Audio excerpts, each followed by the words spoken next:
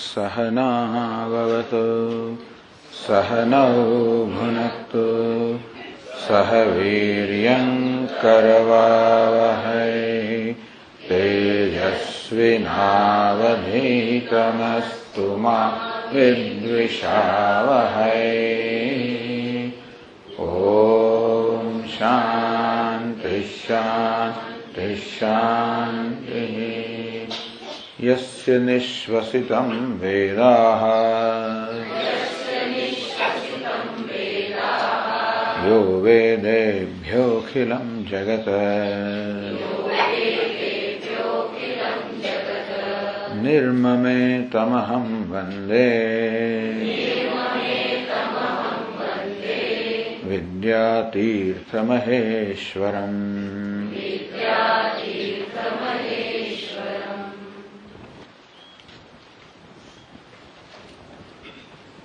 योग वासिष्ठ में कहेवामां आव्युं कि मानसीर वासना पूर्वं त्यक्त्वा विषय वासना मैत्यादि भावना नामनीर ग्रहण अमल वासना। तो आसुरी वासनाओं छे एनु तू आ निर्मल वासनाओथी क्षय कर। ताहा अपि अंतः परित्यज्य। पछी ज्यारे आ शुभ वासनाओं मैत्री वगैरह वासनाओं बनी जाए तारे माटे, अर्थात तारा माटे स्वाभाविक बनी जाए, कोई प्रयत्न वगैरह बनी जाए। जेम के श्वास उश्वास के पछी आंखों उघाड़वी बंद करवी वगैरह रीते सहज बनी जाए त्यारे पछी एनी पण दरकार न करीए कि बरोबर मैत्री भाव जाळव्यो के न जाळव्यो तो एनी पण छोड़ीने अंतः शांततम स्नेह भवचिन्मात्र वासना। तो मात्र चैतन्यनी वासना, चैतन्य मात्रनी वासना वाळो बन। एने माटे कहेवामां आव्युं केवी रीते तो कि जो कोई पण अनुभवनी अंदर चैतन्य तो रहेलो ज छे, चैतन्य सर्व अनुभवोने प्रकाशित करनार छे। जगतमां कोई पण पदार्थ होय एमां बे अंश छे, जड़ अने चेतन। तो नाम रूप जड़ अंश छे अस्थि भाति प्रियम, ए चेतन अंश चैतन्य अंश छे। अंते पण चैतन्य भाषे पछी ज नाम रूप भाषे। एने जड़ कहेवाय जे स्वप्रकाश न होय, जेने प्रकाशित थवा माटे बीजा प्रकाशनी आवश्यकता होय। एने स्वयं प्रकाश कहेवाय जेने प्रकाशित थवा माटे बीजा प्रकाशनी आवश्यकता न होय। तो आ नाम रूप तो जड़ छे, ए त्यारे प्रकाशित थाय ज्यारे चैतन्य एने प्रकाशित करे। चैतन्य स्वप्रकाश छे, चैतन्य पहला प्रकाश है, एने अनुसरीने जड़ नाम रूप प्रकाश है। अंतेथी ए नाम रूपना अनुभवमां चैतन्यनो अनुभव तो होय ज। તેથી એ નામ રૂપ ઉપેક્ષા કરીને તું ચૈતન્ય પર તારું ધ્યાન કેન્દ્રિત કર। દ્રષ્ટાંત આપે જેવી રીતે કોઈ સોની કડું ખરીદતો હોય ત્યારે એનું ધ્યાન એ કડાના આકાર પર કે એની ભાત પર ઘાટ પર નથી હોતું, એ તો માત્ર તોલ કેટલો છે અને આ સોનું કેટલું સાચું છે પર એનું ધ્યાન હોય। તેવી રીતે તારું ધ્યાન પણ આ નામ રૂપ કેવું છે કેવું નહીં એ બધાની ઉપેક્ષા કરીને એમાં જે વાસ્તવિક તત્વ ચૈતન્ય એના પર ધ્યાન કેન્દ્રિત કર। એમ છેવટે એવો સમય આવશે જ્યારે આ ફરી પાછું શ્વાસ નિશ્વાસની જેમ આ મન જે છે એ ચૈતન્યમાં જ સ્થિત રહેશે। यावता कायेन जड़म सर्वथा उपेक्ष्य चिन्मात्रे मनसः प्रवृत्ति। तो आ जड़नी नामनी उपेक्षा એટલે બાધ થઈ જાય। આ મિથ્યા છે અને મારાનો બાધ થઈ જાય ત્યાં સુધી એ મિથ્યાને સત્ય માનવાને ભ્રમને કારણે આ વાસનાઓ આપે। હવે એનું મિથ્યા તો દ્રઢ થઈ જાય એટલે આપોઆપ એની ઉપેક્ષા થાય, એટલે ક્યારેય ચૈતન્યનો બાધ ન થાય। આ જળને સત્યતા આપવામાં આવે એટલે ચૈતન્યનો અનુભવ હોવા છતાં પણ નોંધ ન લેવાય। પણ જળની ઉપેક્ષા થાય એટલે ચૈતન્યની સભાનતા ક્યારે પણ ન જાય। એ પ્રકારે સતત ચૈતન્યની સભાનતા વાળો બાદ। તો પ્રશ્ન કર્યો કે પહેલેથી જ એવું કેમ ન કરીએ, પહેલેથી જ ચૈતન્યની વાસના આપણે કેમ ન સેવીએ, આ વચ્ચે વળી પાછી મૈત્રાદી વાસના વગેરે સેવાની શી જરૂર? તો કેટલા જ માટે કે ચૈતન્યની વાસના સેવા માટે જે પ્રકારની ભૂમિકા તૈયાર થવી જોઈએ એ ભૂમિકા આ મૈત્રી વગેરે વાસના ઉત્પન્ન કરે છે। એ ભૂમિકા વગરનું પાયા વગરનું ધારો કે મકાન હોય કે કોઈ પણ ઇમારત હોય તો જેવી રીતે ટકી ના શકે તેવી રીતે આ ચૈતન્ય નિવાસ ઇમારત પર ન ટકી શકે જો આ પ્રકારનો એનો પાયો દ્રઢ પાયો ન હોય તો. હવે આગળ પેલા શ્લોકમાં કહેવામાં આવ્યું તામ્યપ્યંત પરિત્યજ્ય મનોબુદ્ધિ સમન્વિતામ શેષે સ્થિર સમાસીન યેન ત્યજસી તત્યજ. તાવે અંત છેવટે આ ચૈતન્યની વાસનાનો પણ ત્યાગ કર. મનોબુદ્ધિ સમન્વિતામ મન અને બુદ્ધિ સહિત આ ચૈતન્યની વાસનાનો પણ ત્યાગ કર. હવે એ વાત સમજાવે છે ગ્રંથકાર. તો કહે છે નનો તામપ્યથ પરિત્યજેત. તામ અંત પરિત્યજ્ય કે પછી તામ અપી અથ પરિત્યજેત. એ ચૈતન્યની વાસનાને પણ છોડી દો, ત્યાગ કરો. ઇતિ ચિન્માત્ર વાસનાયાપી પરિત્યાગ અવગમ્યતે. ત્યાં તો કહેવામાં આવ્યું કે ચૈતન્ય માત્રની વાસનાનો પણ ત્યાગ કરો. તદપી અયુક્તમ, એ તો યોગ્ય ચૈતન્યની વાસના ત્યાગ કરવાનો એ તો કઈ યોગ્ય નથી લાગતો. ચિન્માત્રમ પરિત્યજ્ય અન્યસ્ય કસ્યચિદ ઉપાદેયસ્ય અભાવાત. એને છોડીને બીજાને શાને પકડવું? તમે છોડો કઈ વસ્તુ ક્યારે? બીજાને પકડો ત્યારે. નીચેનું પગથિયું ક્યારે છોડો? ઉપરનું પગથિયું પકડો ત્યારે. જેવી રીતે પેલી આસુરી વાસના કેમ છોડી શકાય? મૈત્રી વગેરે નિર્મળ વાસનાને પકડીએ ત્યારે. આ મૈત્રી વગેરે વાસના ક્યારે છોડી શકાય? ચૈતન્યની વાસનાને પકડીએ ત્યારે. હવે આપ કહો છો ચૈતન્યની વાસનાનો ત્યાગ કરો, તો ચૈતન્ય છોડીને બીજાને શાને પકડવું? એટલે કહે છે કે આ તો બરાબર લાગતું નથી.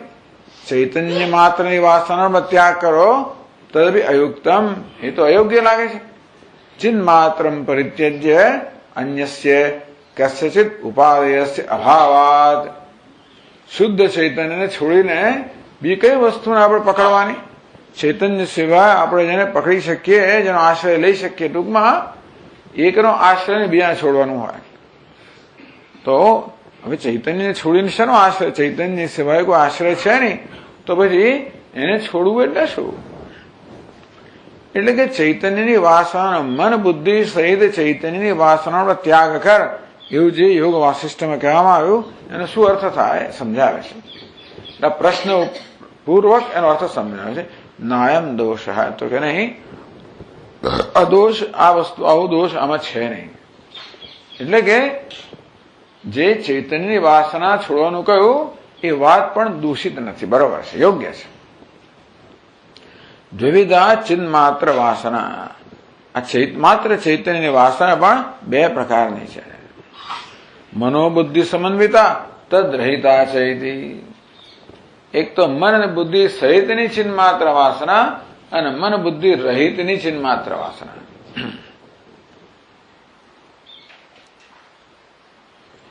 એ સમજાવે છે. કર્ણમ મન કર્તૃત્વ ઉપાધિ બુદ્ધિ. આપણું અંતઃકરણ છે એના બે વિભાગ કર્યા, મન અને બુદ્ધિ. બુદ્ધિમાં કર્તૃત્વ છે અને મન કેવું છે? કરણ છે, સાધન છે. આપણા અંતઃકરણના બે વિભાગ કર્યા, કર્તા અને કરણ. તમે જાણો છો કે આપણામાં એક અહમ વૃત્તિ છે, બીજી ઇદમ વૃત્તિ છે. ઘણી વાર આપણે જોઈએ છે કે આપણા મનનો જ એક અંશ બીજા અંશને જોતો હોય છે. આપણે આપણી સાથે વાતો કરતા હોઈએ છીએ, આપણે આપણી જાતનું નિરીક્ષણ કરતા હોઈએ છીએ. તો નિરીક્ષણ કરનાર કોણ અને જેનું નિરીક્ષણ થાય છે એ કોણ? બંને અંતઃકરણની વૃત્તિઓ જ છે. અહમ વૃત્તિ જે છે એ બીજી વૃત્તિઓનું નિરીક્ષણ કરે. આ અંતઃકરણના જ બે વિભાગ પડી જાય છે.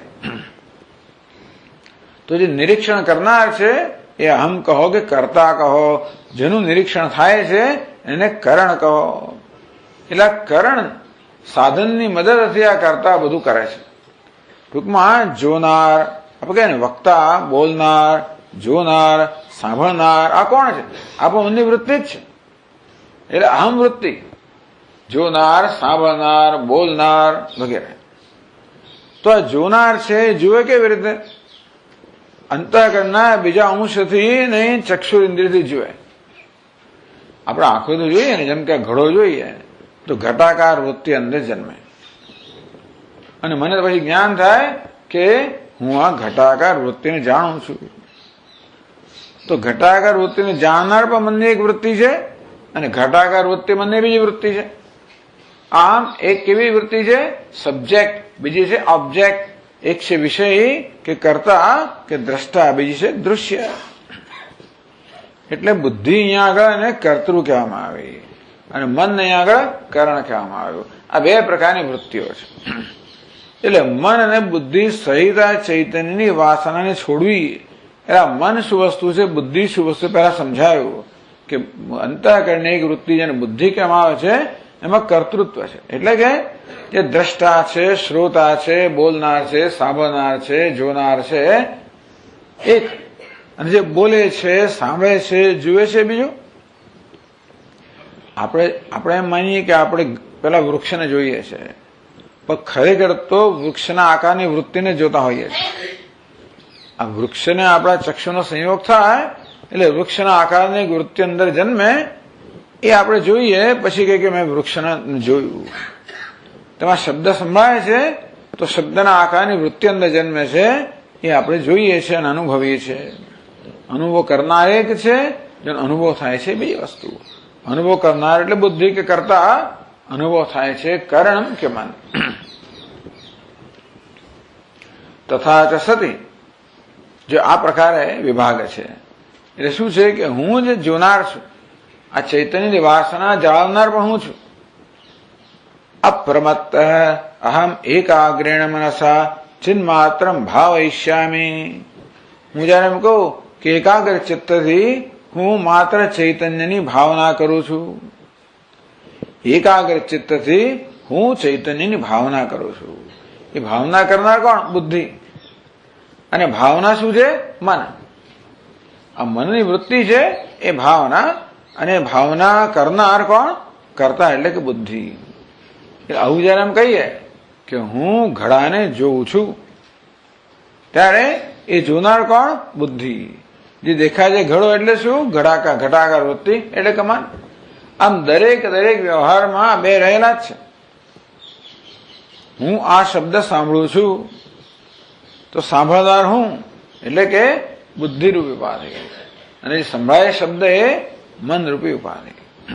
તેવું જયારે એમ કહેવામાં આવે કે હું ચૈતન્યની વાસનાનું સેવન કરું છું, અપ્રમત્ત સાવધાનીથી એકાગ્રેણ મનસા એકાગ્ર ચિત્તથી હું માત્ર ચૈતન્યની ભાવના કરી રહ્યો છું. એવું જયારે આપણે કઈ ધ્યાન કરતા હોઈએ, આપણે ધ્યાન કરતા હોઈએ ત્યારે ધ્યાન કરનાર છે અને જેનું ધ્યાન થઈ રહ્યું છે એ છે ને. હું શ્રી કૃષ્ણનું ધ્યાન કરતો હોઉં તો શ્રી કૃષ્ણના આકારની વૃત્તિ મારા મનમાં હોય, અને હું એનું ધ્યાન કરતો હોય, ધ્યાન કરનાર પણ કોણ છે? હું. બુદ્ધિ સહિત હું ધ્યાન કરનાર છે, અને મન સહિત શ્રી કૃષ્ણ આકારની વૃત્તિ જે છે એ ધ્યાનનો વિષય છે. આવી રીતે બધી જ પ્રવૃત્તિની અંદર અહમ વૃત્તિ અને ઇદમ વૃત્તિ, બુદ્ધિ અને મન, કર્તા અને કરણ. બુદ્ધિ વૃત્તિને કહેતા કર્તા, અને જેને હું આપણને ભાન હોય છે કરણ. આ બંને વસ્તુ આ બધા જ વ્યવહારની અંદર રહેલી હોય છે. એટલે કે આપણે કોઈ પણ ભાવના કરતા હોઈએ, હું મૈત્રીની ભાવના કરી રહ્યો છું, ત્યારે કરનાર હું બુદ્ધિ કે કરતા, અને મૈત્રી ભાવના એ મનની વૃત્તિ. તેમ હું એકાગ્ર, હું સાવધાનથી એકાગ્ર ચિત્તથી ચૈતન્યની ભાવના કરી રહ્યો છું. તો કરી રહ્યો છું કોણ? એટલે બુદ્ધિની ઉપાધિ દ્વારા. ચૈતન્યની ભાવના એ મનરૂપ ઉપાધિ. આમ આ પ્રકારની ભાવનામાં કે ધ્યાનમાં બુદ્ધિ અને મન બંને સંકળાયેલા હોય છે. આ સમજવાની જરૂર છે. એટલે મનોબુદ્ધિ સમન્વિતા ભાવાસના. આ મન અને બુદ્ધિ જેમાં રહેલા છે એ પ્રકારની ભાવના એક છે, અને મન બુદ્ધિ ના રહ્યા હોય એવા પ્રકારની ભાવના બીજી છે. એટલે કહે છે કે અપ્રમત્ત અહમ એકાગ્રેણ મનસા ચિન્માત્રમ ભાવયિષ્યામિતિ એતાદૃશેન કર્તૃ કરણ અનુસંધાનેન સમન્વિતા. આ પ્રકારે હું એકાગ્ર ચિત્તથી ચૈતન્યની ભાવના કરી રહ્યો છું. એમાં કર્તા ભાવના કરનાર અને કરણ ભાવના થઈ રહી છે એ બંનેનો સમાવેશ છે. સમન્વિતા પ્રાથમિકી આ ચિન્માત્ર વાસના ધ્યાન શબ્દ અભિધયા અને ધ્યાન કહેવામાં આવે. ધ્યાનમાં શું હોય? એક ધ્યાતા હોય અને બીજું ધ્યાનનો વિષય જેને ધ્યેય કહેવાય. ધ્યાનના વિષયને ધ્યેય કહેવાય, ધ્યાન કરનારને ધ્યાતા કહેવાય. હું શ્રી કૃષ્ણ ધ્યાન કરતો હોઉં તો હું ધ્યાતા છું, શ્રી કૃષ્ણ ધ્યેય છે. એ પણ મનની વૃત્તિ જ છે. મારા મનમાં હું શ્રી કૃષ્ણ કે મારો ધ્યેય વિષય છે એને હું મારા મનની અંદર એને જાગૃત કરું. આ મારું મન શ્રી કૃષ્ણ આકારની વૃત્તિ ધારણ કરે અને હું એના ધ્યાન કરું, એના પછી એમાં એકાગ્ર કરું, દર્શન કરું. કોઈ વસ્તુ ધ્યાન શું બધા વ્યવહારમાં હોય, ધ્યાન પણ એક પ્રકારનો વ્યવહાર જ છે. અને તે રીતે ચિન્માત્ર વાસના છે એની પહેલી અવસ્થા કઈ છે કે એમાં ધ્યાન કરનાર પણ છે, આ ધ્યાનનો વિષય છે, બુદ્ધિ પણ છે, મન પણ છે. એની પ્રાથમિકી આ ચિન્માત્ર વાસના, આ પહેલા પગથિયાની ચિન્માત્ર વાસના જેને ધ્યાન કહેવામાં આવે છે. ધ્યાન શબ્દ અભિધેયા તામ પરિત્યજે. હવે એને પણ છોડ. ત્યારે શું કરવાનું? યા તો અભ્યાસ પાટવેન કર્તૃત્વાદિ અનુસંધાન વ્યવધાન રહિતા. એમ કહે છે કે આ પ્રકારનું ધ્યાન તમે ખૂબ લાંબો સમય કરો તો એક સમય એવો આવે કે કોઈ પ્રકારના પ્રયત્ન વગર ધ્યાન થાય. પેલા ધ્યાતાની જરૂર પણ ના પડે. ત્યારે તો શું જપ કરીએ ત્યારે પણ મારે પ્રયત્ન કરવો પડે. શ્રીરામ જય, ઓમ નમઃ શિવાય, ઓમ નમઃ શિવાય. એટલે હું જપ કરનાર છું, ઓમ નમઃ શિવાય જપ થઈ રહ્યો છે. આ મારા માનસ વ્યાપાર છે, એની અંદર પણ એક જપ કરનાર ધ્યાતા જપ કરનાર છે અને બીજો જપની વૃત્તિ છે. બહુ લાંબો સમય તમે કર્યા જ કરો, એક સમય આવે કે કોઈ પ્રકારના પ્રયત્ન વગર જ માત્ર ઓમ નમઃ શિવાય ચાલે. તેવું ધ્યાન પણ એટલે કહે છે યા તો અભ્યાસ પાટવેન કર્તૃત્વાદિ અનુસંધાન વ્યવધાન રહિતા. પ્રયત્ન પણ ના કરવો પડે. એ વાસનાને એટલી લાંબા સમય સુધી સેવામાં આવે કે એ સહજ બની જાય. કોઈ પ્રકારના પ્રયત્ન વગર એ ચિન્માત્ર વાસના જળવાઈ રહે. ત્યારે બહુ ધ્યાતા પણ નથી. અને એટલે કહે છે કર્તૃત્વાદિ અનુસંધાન વ્યવધાન રહિતા. એમાં કરવું પણ ના પડે. ટૂંકમાં એ પ્રકારની વાસના જવાનો પ્રયત્ન પણ ના કરવો પડે. એ ધ્યાન ખૂબ અભ્યાસના કારણે થાય. સમાધિ શબ્દાભિધેયા એને સમાધિ કહેવામાં આવે છે. એટલે ધ્યાનમાં પ્રયત્ન રહેલો છે, એ પ્રયત્નના પરિણામે જે થાય એ જ વસ્તુ પણ એમાં પ્રયત્ન વગર થાય એને સમાધિ કહેવામાં આવે છે. તામ ઉપાદિત. એટલે જયારે એમ કહેવામાં આવ્યું કે ચિન્માત્ર વાસનાનો ત્યાગ કરો, એટલે કે આ પ્રયત્ન પૂર્વકની વાસના, જે પ્રયત્નનો ત્યાગ કરો, એટલે પ્રયત્નથી ઉપર ઉઠ. એટલી માત્રામાં પ્રયત્ન કર કે પછી પ્રયત્ન કરવાની જરૂર પણ ના પડે. આ વસ્તુ યોગશાસ્ત્રમાં આ રીતે એના પગથિયા કયા છે: ધારણા, ધ્યાન, સમાધિ. ધ્યાન સમાધ્યોસ્તુ લક્ષણમ પતંજલિ સૂત્રયામાસ. પતંજલિ મહર્ષિ એમના યોગ સૂત્રમાં આ ધ્યાન કોને કહેવાય અને સમાધિ કોને કહેવાય એની વ્યાખ્યા કરે છે સૂત્રના રૂપમાં. તત્ર પ્રત્યયિકતાનતા ધ્યાનમ તદેવાર્થ માત્ર નિર્ભાસમ સ્વરૂપ શૂન્યમેવ સમાધિ એવું કહેવામાં આવ્યું. આ યોગ શાસ્ત્ર જે છે એમાં 4 પાદ છે. 4 પાદ હવે એક ચતુર્થાંશ એમ કરીને એક આખો ગ્રંથ બને ને. આ ત્રીજા પાદને વિભૂતિ પાદ કહે છે. 4 પાદ છે. ત્રીજો પાદ છે વિભૂતિ પાદ. એ વિભૂતિ પાદ શેને માટે છે ખબર છે? વિભૂતિનું વર્ણન શેને માટે છે? આપણામાં માત્ર શ્રદ્ધા જન્મે એટલા જ માટે. યોગની અસરકારકતામાં શ્રદ્ધા જન્મે એટલા માટે યોગ દરમિયાન કયા પ્રકારની વિભૂતિઓ થાય છે, સિદ્ધિઓ પ્રાપ્ત થાય એનું વર્ણન સિદ્ધિઓનું મહત્વ માટે નહીં, માત્ર આ યોગમાં આપણે શ્રદ્ધા જન્મે એટલા માટે. આમાં અષ્ટાંગ યોગ છે. એના પેલા 5 અંગ કયા? યમ, નિયમ, આસન, પ્રાણાયામ, પ્રત્યાહાર અને બહિરંગ કહે છે. આમાં બહારની પ્રવૃત્તિ રહેલી છે. છેલ્લા જે 3 અંગ છે, ધારણા, ધ્યાન, સમાધિ અને અંતરંગ કહે છે, કારણ કે એમાં માત્ર આંતરિક પ્રવૃત્તિ જ છે. એટલે ટૂંકમાં સમાધિ જે છેલ્લું પગથિયું એની નજીક છે 3. એટલા માટે બીજા પાદની અંદર આ પહેલા 5ની ચર્ચા કરી. ત્રીજો પાદ છે જે વિભૂતિ પાદ કહેવાય છે, એમાં પહેલા 3ની ચર્ચા કરે છે અને પછી એની બધી સિદ્ધિઓની ચર્ચા કરશે. ધારણા, દેશબંધ ચિત્તસ્ય ધારણા. આપણા ચિત્તને કોઈ દેશ વિશેષમાં એકાગ્ર કરવું નામ છે ધારણા. નાભી ચક્રે, હૃદય પુંડરી કે નાભી ચક્રમાં, આપણા હૃદય કમળમાં, મસ્તકમાં, અંદર આવી રીતે નાસ પછી અંદર અથવા બહાર, જ્યોતિષી કોઈ જ્યોતમાં, નાસિકાગ્રે, જિહ્વાગ્રે ઇત્યમાદિષુ દેશેષુ બાહ્યવા વિષય. અંદરના વિષયમાં કે બહારના વિષયની અંદર ચિત્તસ્ય વૃત્તિ માત્ર બંધ. ચિત્તને બંધ કરી દઉં, બદ્ધ કરી દઉં, જોડી દઉં વૃત્તિથી, અને ધારણા કહેવામાં આવે. તત્ર પ્રત્યયિકતાનતા ધ્યાનમ. તત્ર ત્યાં, તસ્મિન દેશે, જેમાં ધારણા કરવામાં આવે છે ત્યાં કોઈ ધ્યેય વિષય. પહેલા આપણે ધારણા માટે કોઈ સ્થાન નક્કી કરો. નાભી, હૃદય કમળ કે આજ્ઞા ચક્ર, કોઈ ચક્ર હોય, ઘણી બધી વસ્તુઓ છે. તો 5 મહાભૂત દેહની અંદર અનેક બધા ચક્રો છે. એમાંથી કોઈ ચક્ર પર તમે ધારણા કરો, ચિત્તને એકાગ્ર કરો અને પછી ત્યાં તમારો ધ્યાનનો વિષય નક્કી કરો, શેનું ધ્યાન કરવું છે, અને એ સ્થળે તમે ચિત્તનું એ વિષયનું ધ્યાન કરો.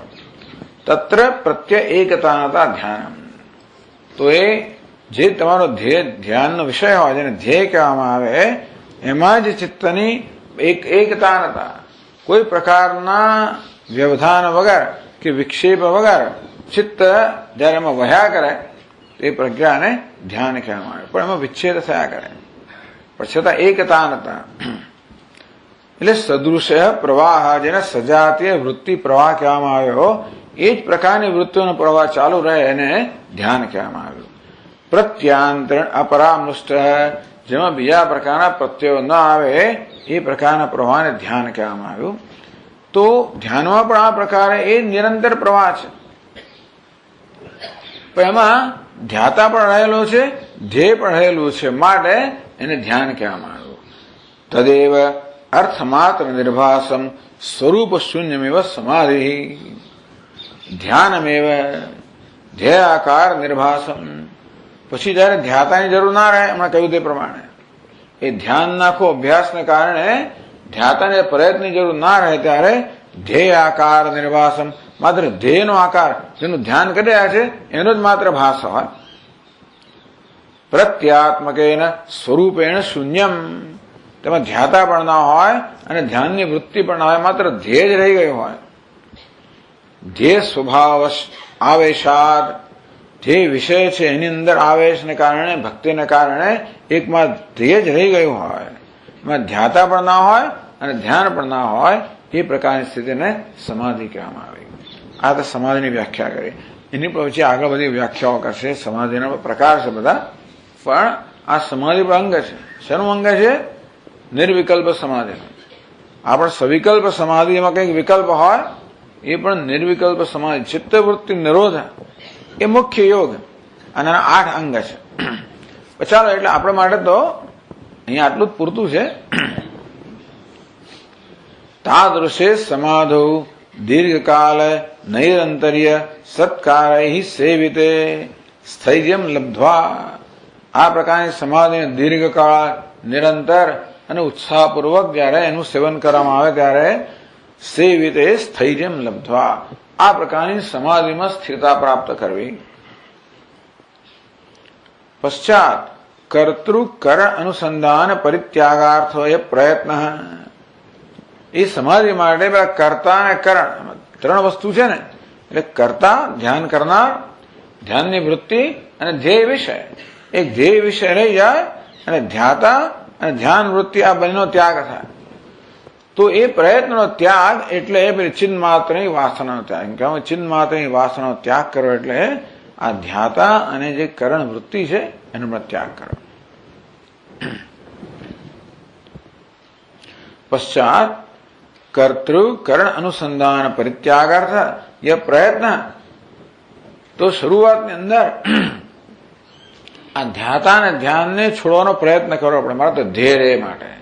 એ પ્રયત્ન ના કરવો પડે અને માત્ર ધ્યેય જ રહી જાય તો પેલા કર્તા અને કરણની વૃત્તિનો ત્યાગ થયો. એ કહ્યું કે ચિન્ન માત્ર વાસનાનો ત્યાગ કરો, એટલે કે આ મન અને બુદ્ધિ સહિત આ પ્રયત્નનો ત્યાગ કરો જયારે પ્રયત્ન રહિત થઈ જાય. હવે એક ટેકનિકલ પ્રશ્ન કર્યો, તમે આ ત્યાગની વાત કરો છો, નનુ એવમ સતી તત્યાગ પ્રયત્ન. તમે આ ત્યાગનો પ્રયત્ન કર્યો, એમાં ત્યાગ રહ્યો ને પાછો, તો એ ત્યાગને પણ ત્યાગવો પડે ને.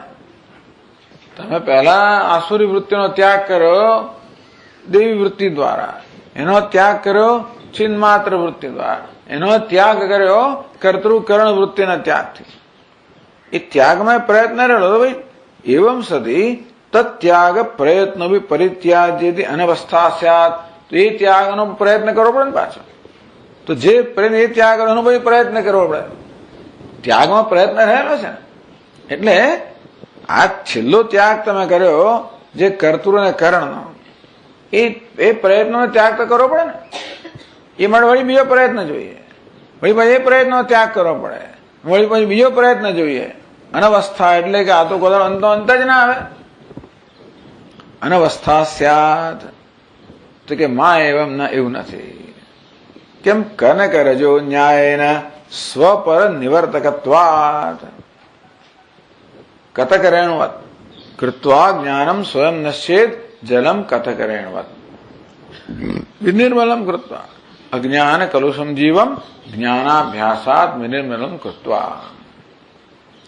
પછી એટલે એવું આત્મબોધમાં કહેવામાં આવ્યું કે જ્ઞાન વૃત્તિ સ્વયં પણ પોતે શાંત થઈ જાય છે. આપણે રોજના અનુભવની વાત કરીએ તો રોજનો અનુભવ ક્યારેકનો અનુભવ કે ઘણીવાર માણસને એવું તો ખરાબ સપનું આવ્યું અને એકદમ જાગી જઈએ આપણે, ત્યારે ક્ષણભર આપણે વિશ્વાસ ના આવે હું જાગી ગયો કે સ્વપ્નમાં છું. એટલે ચૂંટણી ખણવી પડે અથવા પહેલા યાદ કરવા, તું જાગી ગયો છું, રડીશ, વિવકા ખાતો હોય તું રડીશ નહીં, જાગી ગયો છું. અથવા આપણી જાતને યાદ આવે હું જાગું છું કે પેલા સ્વપ્નનો એટલે પ્રભાવ એટલો બધો છે કે મારે યાદ કરો હું જાગી ગયો. આ મારે જાગી ગયો એ વૃત્તિથી પેલા સ્વપ્નની વૃત્તિનો નાશ કરવો પડે, ત્યાગ કરવો પડે. જાગી ગયો વૃત્તિનો ત્યાગ કેમ થાય? જાતે જાગી ગયો એ જાગવામાં નિષ્ઠ થયો એટલે જાગી ગયો વૃત્તિ સ્વયં નષ્ટ થઈ જાય. તેવી રીતે અહીં પણ હું ચિન્ન માત્ર છું, એમાં પેલી પ્રયત્નની જે વૃત્તિ છે એ પણ સ્વયં નષ્ટ થઈ જાય. એટલે કથકરેણ ફટકડીનું દ્રષ્ટાંત આપવામાં આવ્યું કે પાણીને આપણે સાફ કરવું હોય તો ફટકડીનો પેલો પાવડર જે છે ઉપર ભભરાવીએ એટલે જે કે કચરો હોય બધાને લઈને ફટકડી પોતે પણ નીચે બેસી જાય. નહીં તો શું થાય? ફટકડી કચરો દૂર કરે, પછી ફટકડી રહી પાછી, એ દૂર કરે બીજું કઈ નાખો એ પાછું રહ્યું, તો અનવસ્થા થઈ જાય. સમજ પડે ને? એક કચરો દૂર કરવાનો બીજું કઈ કરો, પછી એને દૂર કરવાનો દવાઓ આપે ને, બધી એક દવા આપે એટલે એની આ આડઅસર થઈ, એને માટે પછી બીજી દવા આપે ત્રીજી આડઅસર થઈ, ત્રીજી દવા, અનવસ્થા ચાલ્યા જ કરે બધું. ફટકડીનું દ્રષ્ટાંત એટલે આપ્યું કે ફટકડી શું કરે છે? સ્વપર નિવર્તકત્વ. એ બધી પેલો કચરો છે એ બધાને ભેગું કરીને સ્વ પોતે પણ એનું નિવારણ થઈ જાય, પોતે પણ નીચે બેસી જાય. નથી પ્રયત્નો અંત આવે છે ને, તેવી રીતે આ જે છેલ્લી વૃત્તિ છે જેના વડે તમે ધ્યાતા અને ધ્યાનનો ત્યાગ કર્યો, એ વૃત્તિ એ કાર્ય કરીને સ્વયં પણ નિવૃત્ત થઈ જાય. એ કે યથા કલુષિતે જલે પ્રક્ષિપ્તમ કતકરજ ઇતર રજસાસ સ્વાત્માન નિવર્તયતી. જેવી રીતે જળમાં આપણે કથકરણ રજ કે ફટકડીનો પાવડર નાખીએ તો બીજી બધી રજકરણ કે કચરા લઈને સ્વયં પણ નિવૃત્ત થઈ જાય, બેસી જાય. તથા ત્યાગાર્થ પ્રયત્ન. આ પ્રશ્ન હંમેશા આવે છે કે જ્ઞાન વૃત્તિનું શું? જ્ઞાન વૃત્તિ બધા અજ્ઞાનને દૂર કરે. અજ્ઞાન કલુષન જીવમ જ્ઞાનાભ્યાસાત વિનિર્મલમ કૃત્વા. જ્ઞાનાગ્નિ સર્વકર્માણી ભસ્મસાત કુરુતે તથા આ જ્ઞાન વૃત્તિ બધા કર્મને બધા પાપને દૂર કરી નાખે. પછી એનું શું? હું બ્રહ્મ છે આખો દાડો જળવાઈ ને મારે આખો દાડો હું બ્રહ્મ છું એ વૃત્તિ ચાલુ રાખવાની? તો કે નહીં, એ વૃત્તિ સ્વયં નિવૃત્ત થઈ જાય, એનું પોતાનું કામ કરે ને. તથા ત્યાગાર્થ પ્રયત્ન કર્તૃકર અનુસંધાનમ નિવર્તયન. તે પ્રકારે આ છેલ્લો ત્યાગનો જે પ્રયત્ન છે એ કર્તા અને કરણના અનુસંધાન જે છે એનું પણ નિવારણ કરે ને. આત્માન અપી નિવર્તયિષ્યતિ, એ પોતાની જાતને નિવૃત્ત કરી દે છે, એની જરૂર ના રહે એટલા માટે. ટૂંકમાં એ છેલ્લી વૃત્તિ જરૂર હોય ત્યાં સુધી જ રહે અને પછી પોતે નિવૃત્ત થઈ જાય. નિવૃત્તે જ તસ્મિન મલિન વાસનાવત શુદ્ધ વાસનાના અપી ક્ષીણત્વાત. એ વૃત્તિ નિવૃત્ત થાય એટલે જેમ બધી મલિન વાસનાઓ નિવૃત્ત થઈ એમ શુદ્ધ વાસના નિવૃત્ત થઈ જાય. શુદ્ધ વાસના રહેવી ના જોઈએ. નિર્વાસનમ મન અવતિષ્ઠતે. છેલ્લી શુદ્ધ વાસના કઈ? ચૈતન્યની, સૌથી શુદ્ધ. એ પણ નિવૃત્ત થઈ જાય. બધાને નિવૃત્ત કરીને આ મન નિર્વાસન બની જાય, બધી વાસના રહિતનું. નહીં તો આખો દાડો હું ચૈતન્ય એવું કર્યા કરવું પડે તો શું થાય? બીજો કોઈ વ્યવહાર જ ના થાય. તો કે નહીં, એ પણ ચૈતન્ય આપણું સ્વરૂપ હોવાના કારણે જ્યાં સુધી આપણે સ્વરૂપ ના આવે ત્યાં સુધી પ્રયત્ન રહેલો હોય. તો જાગી અમારું સ્વરૂપ છે એટલા માટે હું જાગી ગયો એ વસ્તુ નિવૃત્ત થાય. તેમ ચૈતન્ય મારું સ્વરૂપ હોવાને કારણે મારે યાદ રાખવાની જરૂર નથી કે ચૈતન્ય હું છું જ. એટલા માટે જ્યાં સુધી પેલી વાસના હતી ત્યારે મારે યાદ રાખવું પડતું હતું કે હું ચૈતન્ય છું. પણ જયારે બધી વાસના દૂર થઈ ગઈ ત્યારે હવે યાદ, કારણ કે હું એમાં જ નિષ્ઠ બની ગયો, અંતેથી પછી એ પ્રકારની વૃત્તિની આવશ્યકતા નથી. એટલે મન નિર્વાસનમ અવતિષ્ઠતે. બધા પ્રકારની વાસના કે ઈચ્છા કે પ્રયત્ન વગરનું મન અવતિષ્ઠતે રહે છે. એતદેવ અભિપ્રેત્ય વસિષ્ઠ આ જ અભિપ્રાયથી વસિષ્ઠે આ પ્રકારે કહ્યું. રામચંદ્રજીને કહે છે તસ્માદ વાસનયાબદ્ધમ મુક્તમ નિર્વાસનમ મન. તસ્માદ વાસનયાબદ્ધમ માટે હે રામ, આ મન જયારે વાસના સહિતનું હોય ત્યારે બદ્ધ છે. વાસના સહિત મન કેવું છે? બંધ વાળું છે. નિર્વાસનમ મુક્તમ, વાસના રહિત મન કેવું છે? મુક્ત છે. રામ નિર્વાસની ભાવમ આહારાશુ વિવેકતઃ. પણ હે રામ, આશુ બહુ ઝડપથી, નિર્વાસની ભાવમ આહાર વિવેકતા. હે રામ, વિવેકપૂર્વક કે વિવેકથી તારા મનને નિર્વાસન એટલે કે વાસના રહિત તું કર, મુક્ત થવા માટે. પેલો શ્લોક જે છે આખો સમજાવી દેતો. શેષે સ્થિર સમાસીન એન ત્યજતી તત્યજ. જેનાથી આ બધું ત્યાગ્યું એ પણ ત્યાગી દે. એ પ્રકારે સમ્યક આલોચના સત્યાત વાસના પ્રવિલીયતે. વાસના વિલયે ચેત શામ્યતિ અસ્નેહ દીપવત. સમ્યક આલોચના સત્યાત, સત્યનું સારી રીતે આલોચન કરવામાં આવે એટલે ચૈતન્ય. આગળ કહેવામાં આવ્યું કે જગતના દરેક પદાર્થમાં બે અંશ છે. એક જડ એટલે નામ રૂપ અંશ છે, જો અસ્થિવાદ એટલે ચૈતન્ય અંશ છે.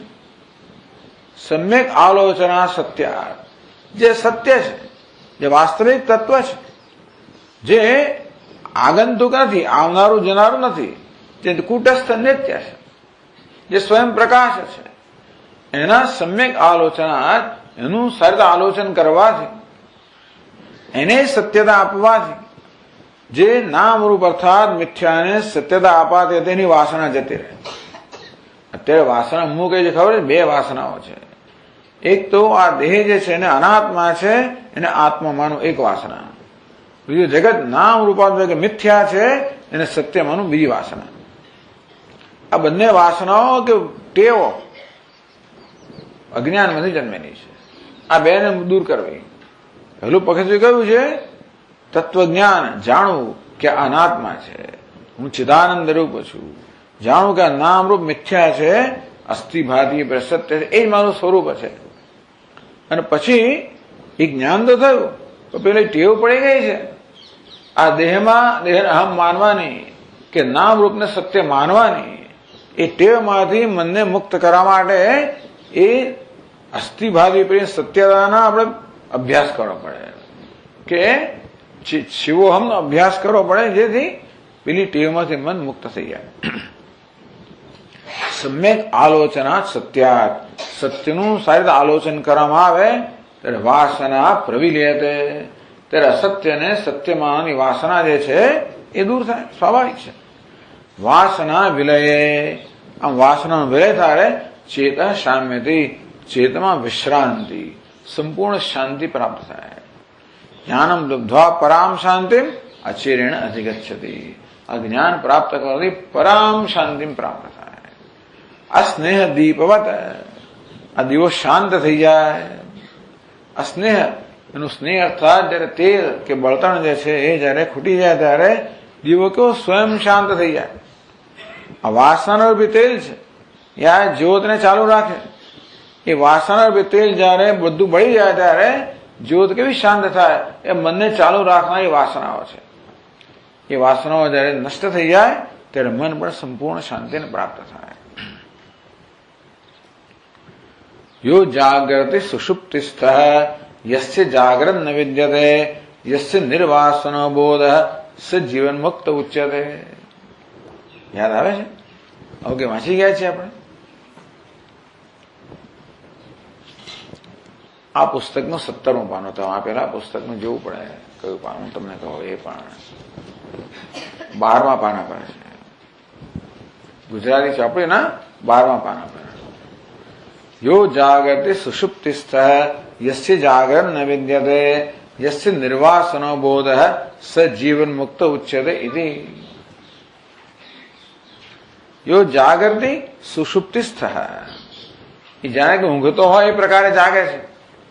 યસ્ય જાગરણ ન વિદ્યતે, જેને મળે જાગ્રત અવસ્થા જ નથી. ચક્ષુરાદિ ઇન્દ્રિયાણામ સ્વસ્વ ગોલકેશુ અવસ્થાનેન ઉપરથી અભાવાત જાગૃતિ. આ જ્ઞાની પુરુષને કે જીવન મુક્તને જાગ્રત કહેવામાં આવ્યો કારણ કે આ બધા ચક્ષુર, આ બધા એની ઇન્દ્રિયો જે છે ને એ કામ કરી રહી છે. ઇન્દ્રિયો કામ કરી રહી છે. જાગ્રત સુષુપ્તિ કોને કહેવાય? જેમ ઇન્દ્રિયો કામ ન કરતી હોય. ઇન્દ્રિયો કામ કરી રહી છે માટે જાગ્રત કહેવાય, જાગૃતિ. પણ સુષુપ્તિસ્થ આ ઇન્દ્રિયોના, પરંતુ આ ઇન્દ્રિયોના વિષયો એનામાં કયા પ્રકારની વૃત્તિ જન્મ આવે છે? અસ્થિ ભાતિ પ્રિયમ, અસ્થિ ભાતિ પ્રિયમ, અસ્થિ ભાતિ પ્રિયમ. મનોવૃત્તિ રહિતત્વાત સુષુપ્તિસ્થ, સુષુપ્તમાં એક જ વૃત્તિ જો હોય તેવી રીતે એક જ વૃત્તિ હોવાને કારણે આમ કહેવાય કે એને ઊંઘે છે. જાગતો હોય છતાં ઊંઘે છે. અતએવ ઇન્દ્રિયૈ અર્થોપલબ્ધિ એતસ્ય જાગરણ લક્ષણસ્ય અભાવાત જાગરણ ન વિદ્યતે. જાગ્રત ક્યારે કહેવાય? ઇન્દ્રિયો વડે આપણને વિષયોનું ભાન થાય ત્યારે. ઇન્દ્રિયો શેના માટે છે? આ વિષયની વિભેદતાના જ્ઞાન માટે છે. આ ચક્ષુ ઇન્દ્રિય છે ને જાત જાતના રંગ છે, રૂપ છે, એમ બધી વિવિધતાને પારખે. પણ જયારે વિવિધતાની એકતા છે એને જ આપણું મન પારખ્યા કરતો હોય ત્યારે વિવિધતા, ઇન્દ્રિયો ચાલે છે માટે જાગ્રત કહેવાય. પણ ઇન્દ્રિયો દ્વારા જે વિવિધતા છે એ વિવિધતાનું જ્ઞાન ન હોય જાગ્રત નથી એમ પણ કહેવાય. યો જાગૃતિ યસ્ય જાગરણ ન વિદ્યતે, એ જાગે છે પણ જેના માટે જાગ્રત અવસ્થા નથી. સુષુપ્તિસ્થ, સુષુપ્તિમાં જેવી રીતે આ વિવિધતાનું જ્ઞાન ન હોય, વિશેષ જ્ઞાન ન હોય તેમ અને ન હોવાને કારણે એ સુષુપ્તિસ્થ. યસ્ય નિર્વાસનો બોધ સતે અપી બોધે જાયમાનો બ્રહ્મવિત્વ અભિમાનાદિભિ ભોગાર્થ આપાદિત કામાદિભિશ્ચ ધીદોષ વાસના. યસ્ય બોધ નિર્વાસના, જેનો બોધ કે જ્ઞાન છે વાસના રહિત છે. તો જ્ઞાનમાં કયા પ્રકારની વાસના હોય? બ્રહ્મવિત્વ અભિમાનાદિભિ, હું બ્રહ્મજ્ઞાની છું, જ્ઞાન હોય પણ એમાં અભિજાતનો અભિમાન, બ્રહ્મજ્ઞાની છું તે વાસના થઈ. ભોગાર્થ આપાદિત કામાદિભિશ્ચ, અને કામ વગેરે, કામના વગેરે હોય ભોગ માટે, એ બધી વાસનાઓ કહેવાય. તો જેમનામાં કામના પણ નથી કે હું જ્ઞાન છું, અભિમાન પણ નથી, એવું જે જ્ઞાન છે નિર્વાસનો બોધ સ જીવન મુક્ત ઉચ્યતે વૃત્તિરાહિત્યને દોષ અભાવાદ નિર્વાસનત્વમ, તેનો કોઈ દોષ નથી, માટે સ જીવન મુક્ત ઉચ્યતે.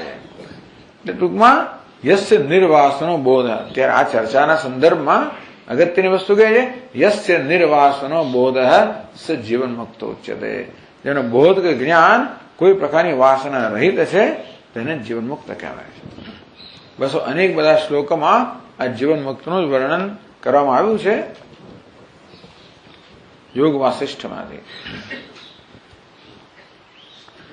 સુષુપ્તવત પ્રશમિત ભાવ વૃત્તિના સ્થિતમ સદા જાગ્રત યસ્ય ચેતસા કલાન્વિતો વિદુરવ્ય સદા બુધૈ નિષેવ્યતે મુક્ત ઇતિહાસ સ્મૃત.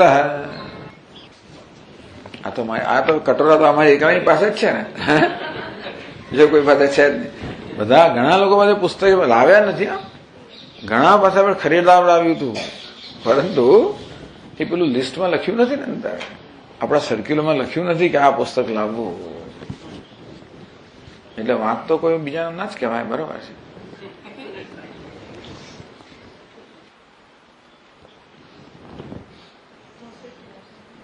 378 પાનો આવેલા.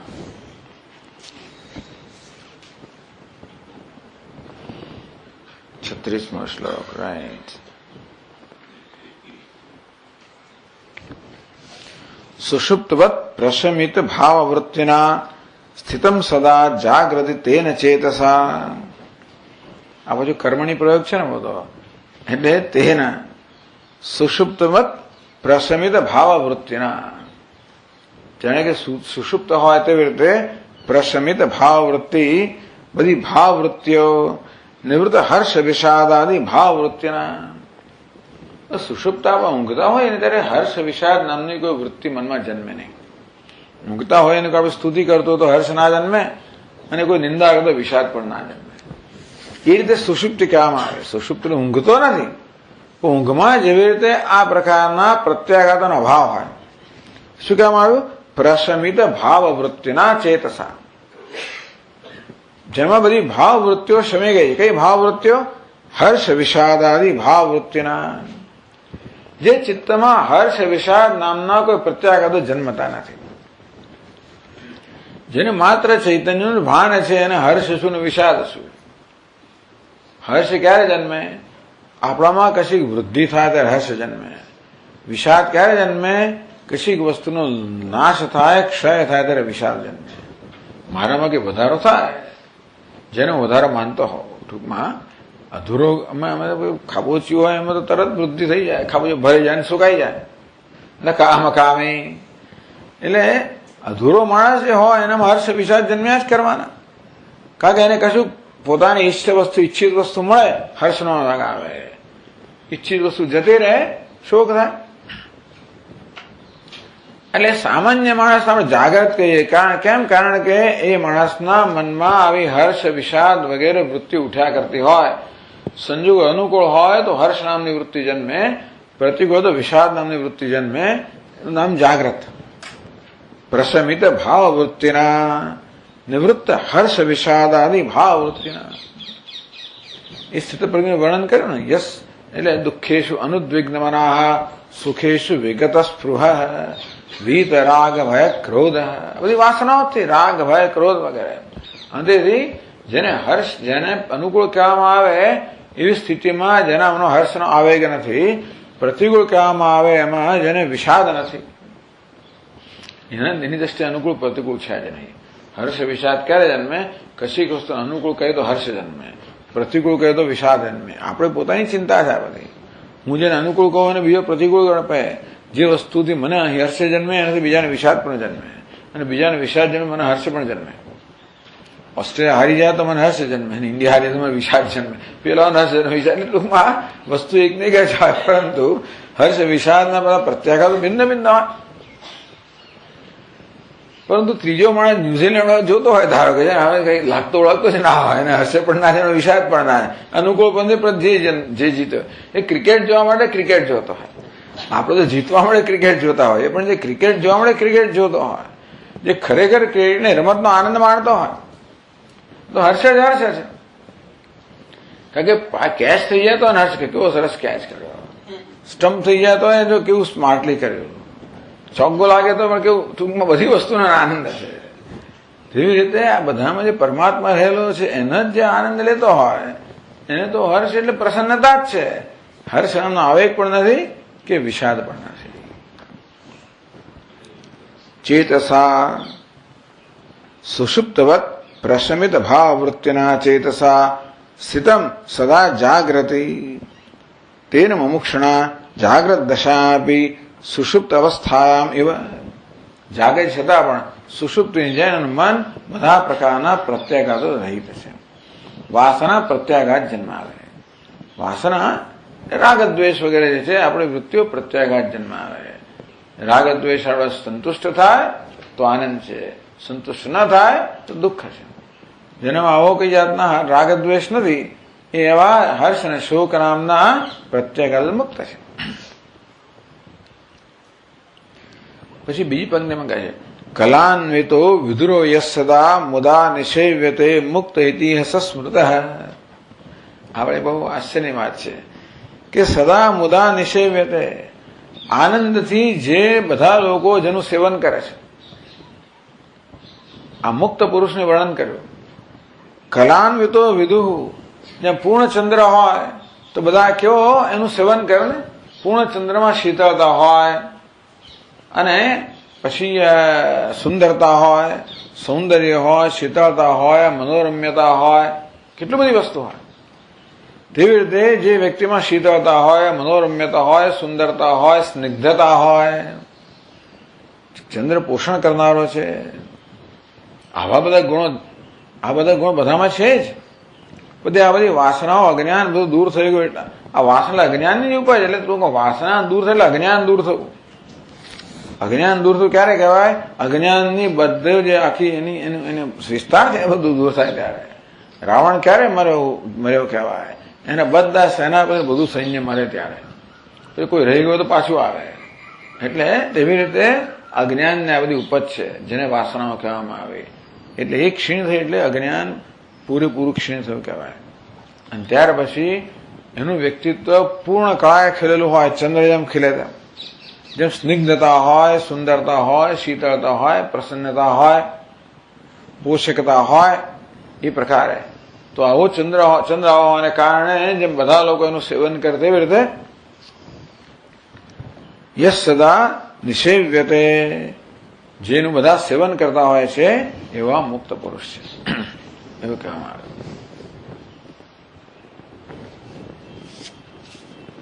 પછી આગળ 357 પાના 26મો શ્લોક. હૃદયાત સંપરિત્યજ્ય સર્વમેવ મહામતે યસ્તિષ્ઠતિ ગતવ્યગ્રહ સ મુક્ત પરમેશ્વર. હૃદયાત સંપરિત્યજ્ય સર્વમ, હૃદયાત સર્વમેવ સંપરિત્યજ્ય, જેને હૃદયમાંથી બધી વસ્તુઓ પ્રજાતિ અદા કામાન સર્વાન પાર્થ મનોગતાન. ટૂંકમાં બધી જ વાસનાઓ કહો, કામના જે કંઈ હોય બધું હૃદયમાંથી નીકળી ગયું છે. સંપરિત્યજ્ય. મહામતિ, આ કોણ છે? સ્થિત પ્રજ્ઞ. મહામતિ, મહાબુદ્ધિશાળી. એટલે ભગવાન કહે ને કે કર્મણી અકર્મય પશ્યેત, કર્મણી અકર્મણી ચ કર્મય સબુદ્ધિમાન મનુષ્યેષુ સયુક્ત. એ જ ખરેખર બુદ્ધિમાન છે. બુદ્ધિ જેને માટે ભગવાને આપી છે એ જ્ઞાન જેને બુદ્ધિમાન કહેવાય. એ તદ્બુદ્ધા બુદ્ધિમાન સ્યાત. આ જ્ઞાન પ્રાપ્ત કરે માણસ જ સાચા અર્થમાં બુદ્ધિમાન છે. ને મહામતિ કહેવામાં આવ્યો. એની મહામતિ અત્યંત બુદ્ધિ ધરાવનાર. યસ તિષ્ઠતિ ગત વ્યગ્રહ, ટૂંકમાં જેનામાં કોઈ પ્રકારની વ્યગ્રતા નથી. અનુદ્વિગ્ન મનાહ, જેના ચિત્તમાં કોઈ વ્યગ્રતા નથી. સહ મુક્ત સહ પરમેશ્વર, એ પરમેશ્વર છે, સદા મુક્ત છે.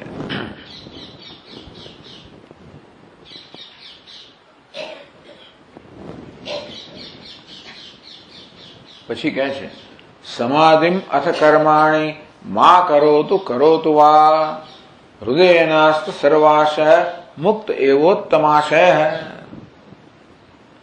સમાધિમ અથ કર્માણી કરોતુ માં કરોતુ વા. એને સમાધિનું સેવન કરવું હોય તો કરે, ના કરો તો ના કરે. કર્માણી કરોતુ, એનું કર્તવ્ય કર્મ કરે કે ના કરે, અથવા કર્મણ તો સકામ કર્મ, ટૂંકમાં પોતાને કંઈક લાભ થાય એ પ્રકારના કર્મ કરે કે ના કરે. હૃદય અસ્ત સર્વાશ, જેની બધી જ આશાઓ, હૃદયની બધી જ આશાઓ અસ્ત થઈ ગઈ છે, એ સર્વાન પાર્થ મનોગતા. અથવા જેમ કહ્યું ને,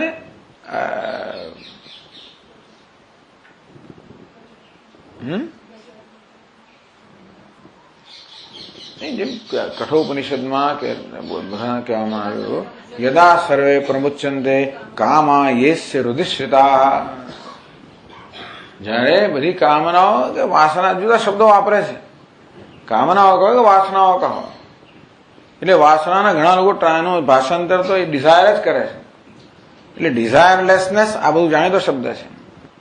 તેવી રીતે એટલે નિષ્કામ, કામના રહિત કે વાસના રહિત. સમાધિ માં કરો તું અથ કર્માણી છે, માં કરો તું કરો તું. આ એની મુનસબી પર આધારિત છે, શું કરું શું ના કરું. હા છે. યહ પરમ હૃદય અસ્ત સર્વાસ્થ. આમાં એવું છે, અસ્ત સર્વાસ્થ એવું છે. એ શું આ સર્વાસ્થ એટલે શું? જેની બધી આસ્થાઓ, સર્વ આસ્થા ધરાવનારે સર્વાસ્થ કહેવામાં આવે. અસ્ત સર્વાસ્થ પરિત્યક્ત સર્વ દૃશ્ય, બધી આસ્થા છોડી દીધા, આદર છોડી દીધો. પરિત્યક્ત સર્વ દૃશ્ય આદર. આ દૃશ્ય વસ્તુ માટે બધો આદર જેનામાંથી નીકળી ગયો છે. ટૂંકમાં જગતના વિષયો માટે જેનામાં કોઈ પ્રકારનો આદર નથી, એટલે આશા નથી. એટલે ક્યાં તો એમ કહો હૃદયના અસ્ત સર્વાશ, જેના હૃદયમાંથી બધી આશાઓ જતી રહી છે. આશા ક્યારે જન્મે?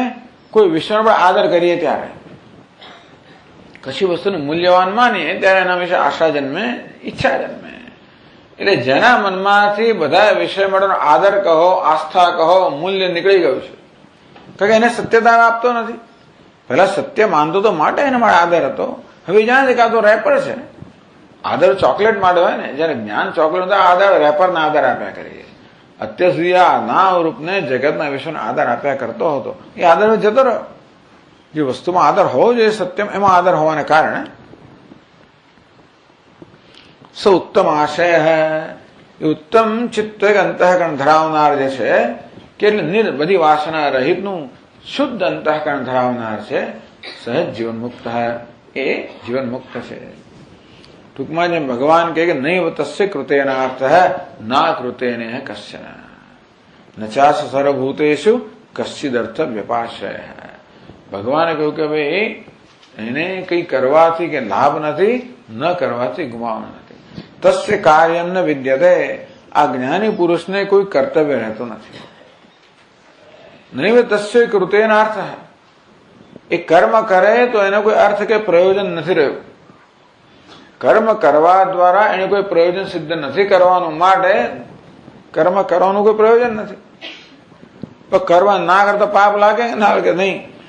ના કૃતે ને કશ્ચન, કર્મ ના કરતા પાપ પણ ના લાગે. એનું કર્તૃત્વ બુદ્ધિ જ નથી.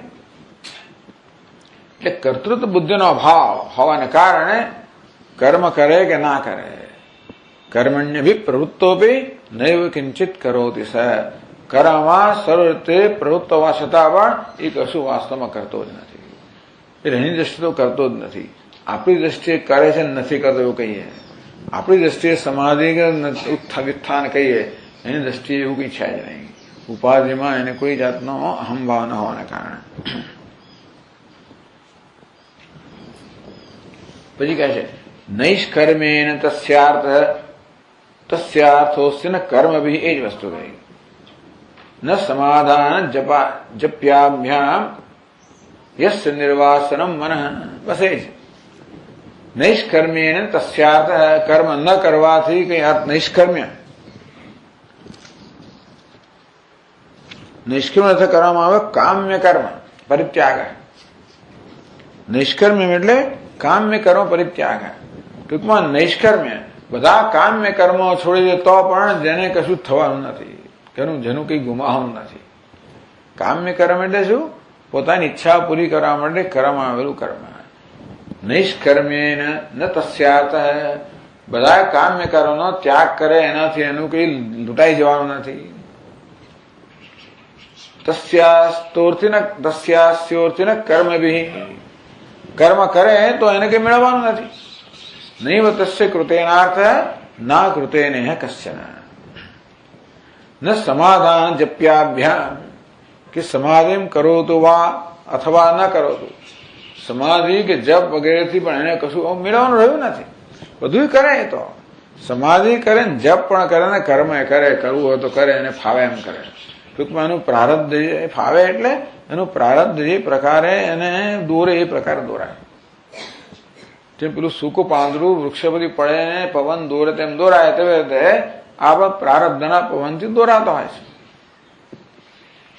તેથી પ્રારબ્ધાય સમર્પિતમ સ્વપુઃ, જેણે પોતાના દેહને પ્રારબ્ધને સમર્પિત કરી દીધો એટલે ટૂંકમાં એ પ્રારબ્ધ નથી, એનામાં પુરુષાર્થ રહ્યો જ નથી. જે હવે પોતાની ફ્રી વિલ અર્થાત પોતાની સ્વતંત્રતાનો ઉપયોગ કરતો નથી, પ્રારબ્ધને જેમ દોરે તેમ દોરાય છે. ન સમાધાન જપ્યાભ્યામ અસ્તિ, સમાધિ કે જપથી પણ જેને કશું પ્રયોજન સિદ્ધ કરવાનું નથી.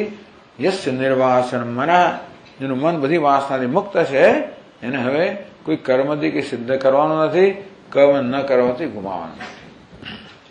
જેમ સમુદ્રમાં એક નદી પાણી લાવે તો એમાં વૃદ્ધિ ન થાય, કે ન લાવે તો ક્ષય ના થાય, તેવી રીતે આ સર્વ વૃદ્ધિ ક્ષયથી મુક્ત છે. વિચારિત મલમ શાસ્ત્રમ ચિરમ ઉદ્ગ્રાહિતમ મિથઃ, સંત્યક્ત્ય વાસનાન મૌનાત ઋતે નાસ્ત્યુત્તમં પદમ. વિચારિતમ અલમ શાસ્ત્રમ, શાસ્ત્રમ અલમ વિચારિતમ, જેણે શાસ્ત્રને સારી રીતે વિચારેલું છે. ચિરમ ઉદ્ગ્રાહિતમ મિથઃ, મેં પરસ્પર એકબીજાને ગ્રહણ કરાવડાવ્યું છે. ઉદ્ગ્રાહિતમ સંબુદ્ધ્યા ઉત્પ્રેક્ષિતમ છે, અથવા તો ઉદ્ગ્રાહિતમાં એવો પણ થાય કે પોતાની બુદ્ધિથી વળી પાછું શાસ્ત્રના ભિન્ન ભિન્ન અર્થ જે છે ને એ અર્થનો અર્થ પણ જાણે છે, એ પ્રકારનો વિચાર જેને કરેલો છે. ટૂંકમાં જેની બુદ્ધિ એટલી બધી સૂક્ષ્મ છે કે શાસ્ત્રના એ ભિન્ન ભિન્ન અર્થ કરી શકે છે. જેણે પૂર્ણ રીતે શાસ્ત્રનું ચિંતન કરેલું છે અને શાસ્ત્રના ભિન્ન ભિન્ન અર્થ જે બધાને કહી શકે છે. સંત્યક્ત વાસનાત મૌનાત ઋતે નાસ્તિ ઉત્તમમ પદમ. આ બધું પર્યાપ્ત નથી. અગત્યની વસ્તુ કઈ છે? સંત્યક્ત વાસનાત મૌનાત. બધી વાસનાઓ જયારે દૂર થઈ જાય અને મન સંપૂર્ણ મૌન થઈ જાય, એ સિવાય ઉત્તમમ પદમ નાસ્તિ, એ ઋતે એ સિવાય ઉત્તમ પદ પ્રાપ્ત ન થાય. આ બધું કરવા છતાં પણ ટૂંકમાં શાસ્ત્રમ અલમ વિચારિતમ, શાસ્ત્રને સારી રીતે વિચાર્યું છે અને બીજાને ગ્રહણ કરાવ્યું છે. એના અનેક પ્રકારના અર્થ છે, અર્થ પણ વિચારેલા છે અને અર્થ પણ સમજાવે, આ બધું કર્યું હોય પણ જ્યાં સુધી મન બધી વાસના મુક્ત ના થાય ત્યાં સુધી ઉત્તમ પદ એટલે જીવન મુક્તિ પ્રાપ્ત ના થાય. સંત્યક્ત વાસનાત મૌનાત તૂષ્ણીમ ભાવાદૃતે ઉત્તમમ પરમ વસ્તુ નાસ્તિ. હવે પ્રશ્ન થાય આપણને કે જેના મનમાં વાસના જ નથી વ્યવહાર કેમ કરી શકે? કે મનોનાશ એટલે મનનો નાશ થઈ જાય એટલે શું થાય? મન રહે જ નહીં તો મન તો માણસ ગાળો થઈ જાય. તો મન વગર જીવાય જ કેવી રીતે? કે વ્યવહાર જ ના થઈ શકે. મનોનાશ નો અર્થ નહીં કે મન નષ્ટ થઈ જાય. એ તો જીવન મુક્ત પુરુષ તો વ્યવહાર ના કરી શકે તો પછી કોઈને કશું કરાવી જ ના શકે ને. એટલે કે નચે નિર્વાસન મનસ્કસ્ય જીવન હેતુ વ્યવહાર લુપ્યેત શંકનીયમ. નિર્વાસન મનસ્કસ્ય, જેનું મન બધી વાસનાથી મુક્ત થઈ ગયું છે એવો જીવન મુક્ત પુરુષ છે. જીવન હેતુ, એ જીવન મુક્ત પુરુષ પણ પોતાના જીવન હેતુ પોતાનું જીવન ચલાવવાનો વ્યવહાર કરતો હોય છે. એ પણ રોજનો ખાવા પીવાનો બહુ ઝાઝો વ્યવહાર ન કરે તોય પણ વ્યવહાર તો પ્રારબ્ધ કરાવતો એ કરે, પણ ટૂંકમાં પ્રારબ્ધ ગમે તેવું હોય તોય પણ માણસ ખાવા પીવાનો વ્યવહાર તો કરવાનો છે, ઓછામાં ઓછો વ્યવહાર તો કરે. એ શિક્ષણ તો ઉપદેશ પણ કરતો હોય વગેરે. આવો વ્યવહાર જે છે જીવન હેતુ વ્યવહાર. પણ જીવન હેતુ એટલે શું? આપણા શરીર જે છે એ શરીરનું સંચાલન કરવા પૂરતો વ્યવહાર તો થતો જ હોય. તો જે વ્યવહાર જરૂરી હોય એ જરૂરી વ્યવહાર ન થાય એમ ન માનો. ટૂંકમાં મન વાસનાથી મુક્ત થઈ ગયું માટે વ્યવહાર માટે કોઈ ક્ષમતા ન રહી. માણસ આમ ગાળો થઈ ગયો કે ભાન નથી પડતો, હવે વેજીટેબલ થઈ ગયો, શાકભાજી થઈ ગયો, કયું કરી જ ના શકે એવું ના માનવું. એ ન શંકનીયમ. એટલે જીવન હેતુ વ્યવહાર લુપ્યેત ન શંકનીયમ. પોતાના જીવનના હેતુ માટે, જીવન ચલાવવા માટે જે વ્યવહાર આવશ્યક હોય એ લુપ્ત થઈ જાય એવી શંકા ન કરવી. ચાલો એટલે કહે છે કોઈ શંકા કરે કે વ્યવહારનો લોપ થઈ જશે. ભાઈ તો કયા વ્યવહારનો લોપ થશે? કેમ ચક્ષુરાદિ વ્યવહાર લોપ? ટૂંકમાં આવીને આંખો જોતી બંધ થઈ જશે. વ્યવહારનો લોપ એટલે શું થશે? કાન સાંભળતા બંધ થઈ જશે, આંખો જોતી બંધ થઈ જશે, પગ ચાલતા બંધ. શું થશે? ટૂંકમાં ઇન્દ્રિયના સ્તરે ચાલતા વ્યવહાર બંધ થઈ જશે. કિંવા માણસ કે મનમાં વિચારો કે ભાઈ આ રોટલી છે, આ દાળ છે, આ ભાત છે. ટૂંકમાં એવું કઈ સમજ પડે કે ના પડે એને?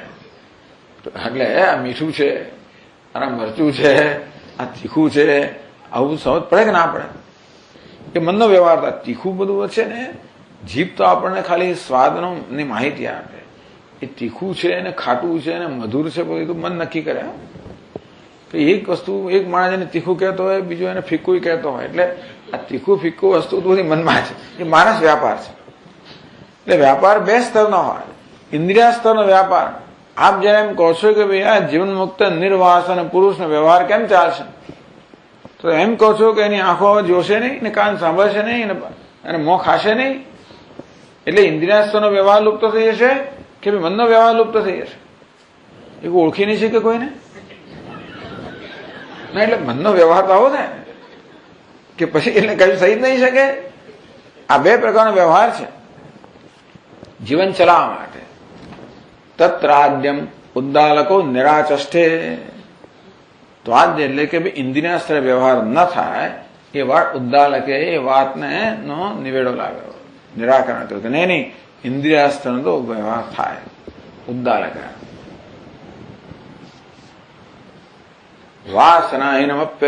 વાસનાહિમપ્યેતત ચક્ષુરાદીન્દ્રિયમ સ્વતઃ પ્રવર્તતે બહિસ્વાર્થે વાસના નાત્ર કારણમ. એ કહે છે કે ભાઈ જો આ ચક્ષુરાદિ ઇન્દ્રિયમ સ્વતઃ પ્રવર્તતે, આંખો જુએ છે અને કાન સાંભળે છે, એને વડે કોઈ વાસનાની જરૂર નથી. આંખને વાસનાની જરૂર નથી તો જ જુએ. વાસના વગર આંખ તો જુએ છે ને. એનો સ્વભાવ છે, વાસના નથી. વાસના જુદી વસ્તુ છે અને સ્વરૂપ કે સ્વભાવ જુદી વસ્તુ છે. આંખ તો સ્વભાવથી જ જોતી હોય છે. એનામાં જો વાસનાથી જોતી હોય ને તો આપણે જોવાની વાસના ઉભી કરવી પડે. આપણે પ્રેક્ટિસ કરવી પડે. જન્મ્યા પછી આંખો પાસે જોડાવાની આપણે અભ્યાસ કરવો પડે. એમ કરીને જોવાની આપણે એનામાં ટેવ પાડવી પડે તો જ આંખો જુએ. જો વાસના વાળી આંખ વાસના દ્વારા જ જોતી હોય તો ટૂંકમાં આંખ જે જુએ છે એ વાસનાને કારણે જુએ છે કે સ્વભાવથી જુએ છે? આંખ જો વાસનાથી જોતી હોય તો આપણે એ પ્રકારની ટેવ જન્માવી પડે. જેમ બાળકને બોલાવવું હોય, ભાઈ ગુજરાતી અક્ષર લખાવો હોય તો એ સ્વાભાવિક ના કરે તો પછી આમ વાસના કરવી પડે અને ઘૂંટાએ કરવું પડે અને ત્યાર પછી એનામાં એ પ્રકારના સંસ્કાર જન્મે. બાકી કશું સંસ્કાર લઈને નથી આવે. આ શું છે આ શું છે પેલું શું છે કશું સમજતો ના વિચારો. પછી એને સમજાવો પડે આ મમ્મી છે ને આ પપ્પા છે ને નાક કહેવાય ને આંખ કહેવાય. ટૂંકમાં આ બધા સંસ્કાર પાડીએ આપણે ત્યાર પછી પેલું ઓળખી શકે. તો આંખને પણ આપણે સંસ્કાર પાડવા પડે કે આંખ તું જો ભાઈ, જોવાનું તારું કામ છે એવું નથી કરવું પડતું. વાસનાહીન અપેત ચક્ષુરાદ ઇન્દ્રિયમ સ્વતઃ. ચક્ષુ એટલે બધી જ ઇન્દ્રિયો, બધી જ્ઞાનેન્દ્રિયો છે, કર્મેન્દ્રિયો છે, પણ સ્વાભાવિક રીતે પોતપોતાનું કાર્ય કરતી હોય છે. એટલે કે ઇન્દ્રિય સ્તરે વ્યવહાર થવા માટે કોઈ પ્રકારની વાસનાની જરૂર નથી. પ્રશ્ન એ થયો કે વ્યવહાર માટે વાસનાની જરૂર છે કે નહીં? શું વાસના વગર વ્યવહાર થાય કે નહીં? આપણે વ્યવહાર કરીએ છીએ ને વાસના હોય છે એટલે આપણે માની કે એનો વ્યવહાર થઈ શકે કે નહીં? તો ભાઈ વ્યવહારના બે સ્તર છે, ઇન્દ્રિયના સ્તરનો વ્યવહાર અને મનના સ્તરનો વ્યવહાર. તો પહેલી વસ્તુ એ છે કે ઇન્દ્રિય સ્તરનો વ્યવહાર ના થાય એવું નથી. ઉદ્ધાર કે યોગ વાસિષ્ઠમાં વાસનાહીનોપી તत् ચક્ષુરાદિ ઇન્દ્રિયમ સ્વતઃ પ્રવર્તતે બહિસ્વાર્થ. આ ચક્ષુ પણ પોતાનો અર્થ જે છે એટલે રૂપ રંગ એમાં સ્વયં પ્રવર્તતે, એ આપોઆપ જ પોતાના સ્વભાવથી પ્રવૃત્ત થાય છે. વાસના નાત્ર કારણ, આંખો જુએ છે એમાં વાસના કોઈ કારણ નથી, આંખો સ્વભાવથી જ જુએ છે. એટલે ટૂંકમાં ઇન્દ્રિયના સ્તરના વ્યવહાર માટે વાસનાની આવશ્યકતા નથી. તો મનના વ્યવહાર માટે વાસના જોઈએ કે ના જોઈએ? દ્વિતીયમ નિરાચષ્ટે, એ વશિષ્ઠ પાછું એક ઉદ્દાલકે જેનું નિરાકરણ કર્યું, બીજાનું નિરાકરણ વશિષ્ઠ કરે છે. 299 પાસે ના એ ક્યાં ગયું? બરોબર 13મો શ્લોક. અયત્નોપનતે સ્વક્ષી દિગ્દ્રવ્યેષુ યથા પુનઃ, એવું છે ને? નિરાગમેવ પતતિ તદ્વત કાર્યેષુ ધીરધિ. ભાષા પણ એવી છે ને બધી. અયત્ન ઉપનતેષુ, કોઈ પ્રકારના પ્રયત્ન વગર આપણી સમક્ષ લાવવામાં આવ્યું હોય એટલે ટૂંકમાં વસ્તુ જે એની જાતે જ છે. આમ થાંભલો છે મારી સમક્ષ કોઈ પ્રયત્નપૂર્વક લાવવામાં આવ્યો નથી છે. તો અપ્રયત્ન ઉપનિતેષુ અક્ષી, અક્ષી એટલે કે આંખ, દિગ્દ્રવ્યેષુ, દિક્ષુ સ્થિતેષુ દ્રવ્યેષુ, આ બધી દિશામાં રહેલા પદાર્થો છે ને, જેમ કે આ થાંભલા છે, દિવાલ છે, વૃક્ષો છે, પક્ષીઓ છે, આ બધા પદાર્થો બધી ભિન્ન ભિન્ન દિશામાં રહેલા છે. એ કેવા છે? આ યત્ન ઉપનતેષુ, એ કે આપણે યત્ન કરીને લાવ્યા નથી, છે જ ત્યાં આગળ. તો આંખો અક્ષી યથા પુનઃ નિરાગમેવ પતતી. આમ જેમ આંખ જે છે ને એ વૃક્ષ હોય એટલે એને આપોઆપ જ ત્યાં આંખ પડે, એને દર્શન થાય. એમાં રાગ દ્વેષની જરૂર નથી, વાસનાની જરૂર નથી.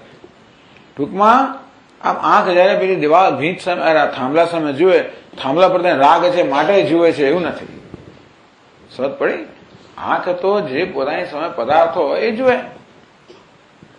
આ યત્ન ઉપનતેષુ, કોઈ પ્રકારના પ્રયત્ન વગર જે વસ્તુ પ્રાપ્ત થઈ હોય, આ દિશાઓમાં દુનિયાની અંદર જે બધા પદાર્થો છે એની જાતે જેવા છે તેવા આંખ જુએ. ટૂંકમાં એવું નથી કે આંખને આ ભીંત માટે કોઈ આસક્તિ છે માટે ભીંતને જુએ છે, કે પેલા થાંભલા માટે આસક્તિ છે માટે જુએ છે, એવું નથી. નિરાગમેવ પતતી, કોઈ પ્રકાર રાગ વગર, દ્વેષ વગર, વાસના વગર આંખ જેવી રીતે પોતાની સમક્ષ જે પદાર્થ ઉપસ્થિત થાય એ જુએ છે.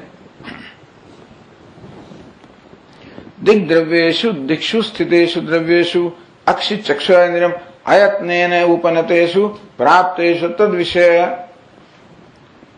રાગ કોને કહેવાય?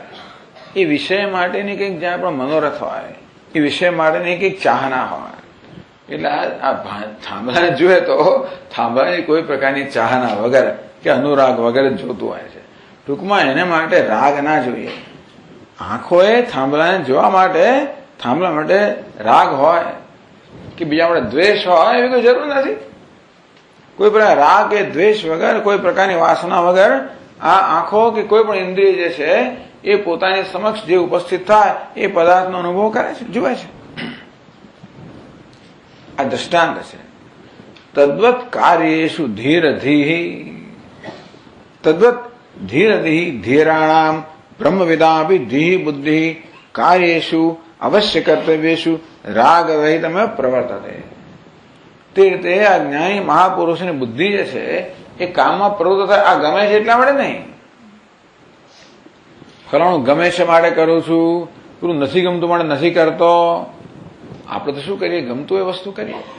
શું શું જમવાનું છે? ઉભા રહો ભાઈ, આ રોટલી ના આપશો મને, ફલાણું ના આપશો, પેલું આપો, પેલું કે ભાત ના આપશો. ટૂંકમાં જ્યાં આપણે રાગ હોય વસ્તુ આપણે કરીએ, દ્વેષ હોય ના કરીએ.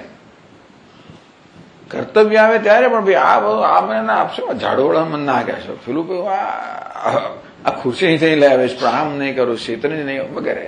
ટૂંકમાં કઈ કર્તવ્ય આપણી સામે આવે ને ત્યારે પણ આપણે રાગ દ્વેષ વ્યક્ત થતા હોય છે. કર્તવ્ય એટલે ફરજ હોય એટલે આપણે કરીએ એવું નથી હોતું, પણ એમાં પણ ગમે છે માટે કરીએ અને ના ગમે તો ના કરીએ.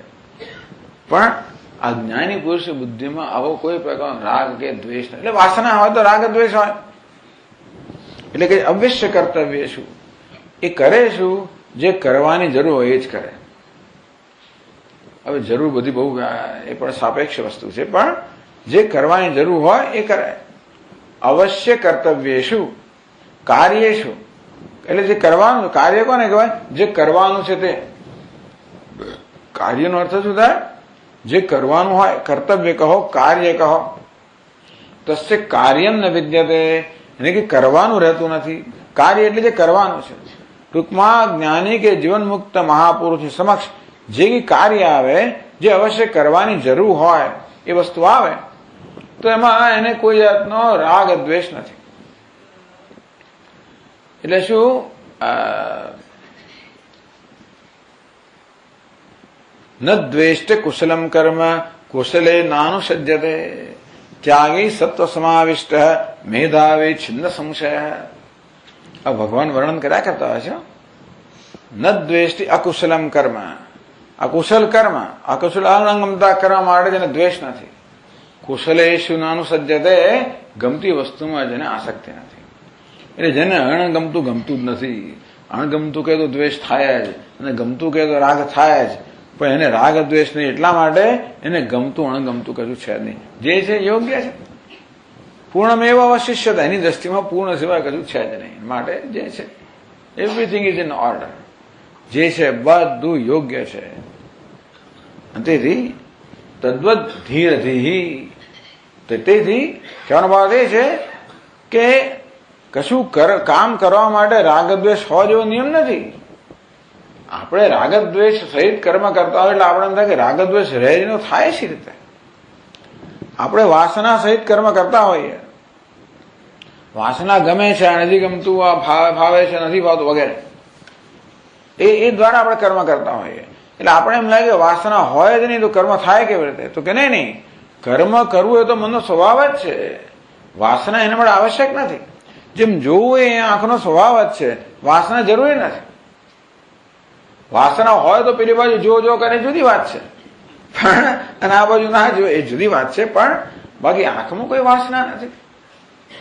તેવી રીતે બુદ્ધિમાં વાસના ના હોય તો બુદ્ધિ તો પોતાનું કામ કરે જ ને. વિચારવું એ બુદ્ધિનું કામ એ તો કરે જ. પછી અનુભવવું એ મનનું કામ છે તો કરે જ. એનો સ્વભાવ, એના માટે વાસના, પંખાને વાસનાની જરૂર જ નથી. ચાપ દબાવ એટલે ચાલે. તો પંખાને કે નહીં ને હું તો આ ઝડપે જ ફરી પેલી નહીં ફરું તો પછી તકલીફ થઈ જાય, એવું નથી.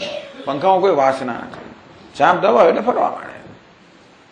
તેવી રીતે પેલા ચાપ દબાવ એટલે ફરવા માંડે. અને બુદ્ધિ કેવી પંખા જેવી છે, ચાપ દબાવ એટલે ફરવા માંડે. અવશ્ય કર્તવ્ય એટલે કરવા માંડે. એના માટે આ કરવા યોગ્ય નથી, કરવું નથી, ના મારે નથી ગમતું, એવી કઈ વસ્તુ જ નહીં. પંખો કહે છે મારે નથી ફરવું, એ નથી, એવો ચાપ દબાવ એટલે ફરે છે. તેવી રીતે કશું કરવાનું એટલે કરે. ટૂંકમાં કર્તવ્ય કર્મ કરવા માટે, કશું કરવા માટે રાગદ્વેષ હોવા જ જોઈએ કે અભિપ્રાય હોવા જ જોઈએ. ગમો અણગમો એવી કોઈ જરૂરિયાત નથી. હા, એટલે આ જીવન મુક્ત મહાપુરુષ બુદ્ધિ પણ પોતાની સમક્ષ જે વ્યવહારની જરૂર પડે એ બધો વ્યવહાર કરે. બોલવાની જરૂર પડે તો બોલે, ચાલવાની જરૂર પડે તો ચાલે, ખાવાની જરૂર પડે તો ખાય વગેરે.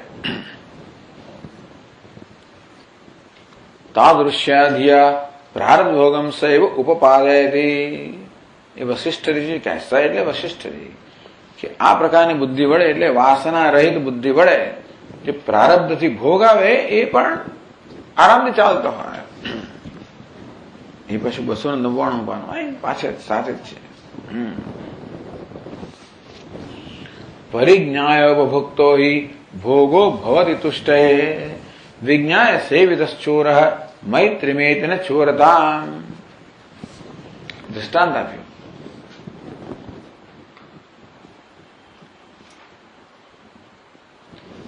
ચોર કે છે વિજ્ઞાય સેવિત ચોર.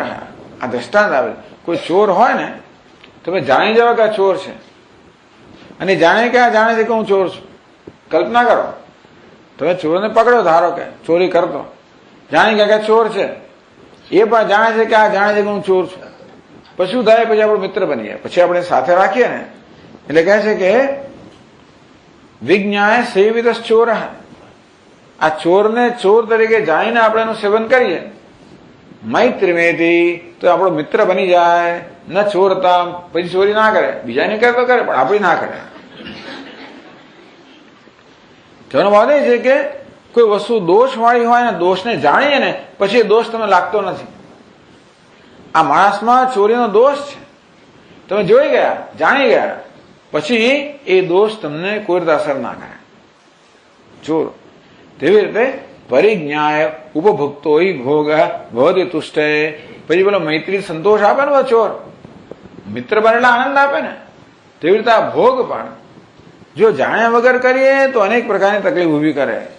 પણ આ જ્ઞાની પુરુષ બધું જાણે. શું જાણે છે? આ ચોર છે, એનામાં આ દોષ રહેલો છે, આમ બંધનકારી છે. એ પ્રકારે આ ભોગના વિષયને જાણે છે અને પછી ભોગવે છે. એટલે પેલો ભોગનો વિષય છે, હવે એનો શત્રુ નથી રહેતો, હવે એને દમન નથી કરતો, પરંતુ એના સંતોષનું આનંદનું કારણ બને છે. પરિજ્ઞાય ઉપભોક્તો ભોગ. એટલે કહે છે અયમિહ જ્ઞાયનો ભોગ વિશેષ. આ વ્યવહારની અંદર જ્ઞાનનો આ વિશેષ પ્રકારનો ભોગ છે. યત પરિજ્ઞાય ઉપભોક્તો ભોગ તુષ્ટે ભવતી ન પુનઃ ક્લેશાય. સામાન્ય રીતે વિષયનો ભોગ આપણામાં ક્લેશ જન્મ આવે છે, કારણ કે એની અંદર શું જાણતા નથી. એવું છે ને, પછી કાકડી પડવા જાણતા ના હોય, જો ખાધી તો કડવી નીકળે ને. ઘણી વાર એવી તો કડવી નીકળે કાકડી એ તો વાળ ઉભા થઈ જાય. બદામ પણ કડવી નીકળે. હા, એટલે આપણે એનો દોષ ન જાણતા હોઈએ, એનું સેવન કરીએ તો કેવી રીતે ક્લેશ ઉત્પન્ન કરતું હોય છે. મરચાનું બધી સોની ચિંતા ના કરશો, આ તો અમારું ફલાણું ભાવનગર મરચું છે, એમાં કશું ના હોય એમ કરે આપણે ખાઈએ, દોષ ના જાણતા હોઈએ, અને જે પછી બાબુ તમતમાટ થાય ને આપણે વાળ ઉભા કરી નાખે. એટલે તમે દોષને ન જાણતો હોય ને ઉભો કરો તો એ ક્લેશનું કારણ બને છે. આ દુનિયામાં ક્લેશ આટલે જ જન્મે છે.